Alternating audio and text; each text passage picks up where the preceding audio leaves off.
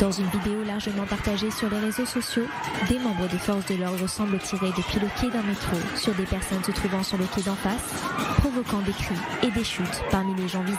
La scène se déroule dans la capitale iranienne. Certains ont été battus et détenus, d'autres ont été tués par balle dans la rue alors qu'ils étaient sous la garde des services de sécurité. La nuit de mardi à mercredi a connu des scènes de violence dans plusieurs autres villes du pays. La justice a annoncé ce mercredi 3 nouvelles condamnations à mort à l'encontre de manifestants, portant à 5 le nombre de condamnations à mort depuis dimanche.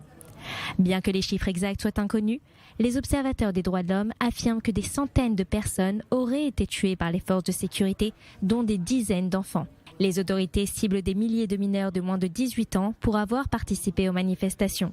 Dans les centres de détention, les mineurs ont été contraints de suivre une thérapie comportementale sous la supervision d'un religieux et d'un psychologue. Dans le cas d'un échec de la thérapie imposée, les mineurs se sont vus prescrire des drogues psychotiques.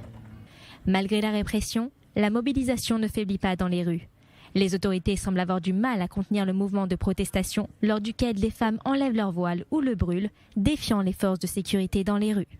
Selon un nouveau bilan diffusé mercredi par l'ONG Iran Human Rights, au moins 342 manifestants ont été tués dans la répression du mouvement et au moins 15 000 personnes ont été arrêtées depuis le début des manifestations, un chiffre démenti par Téhéran. On apprenait ce mercredi que plusieurs agents des services de renseignement français ont été arrêtés lors des manifestations contre le gouvernement iranien.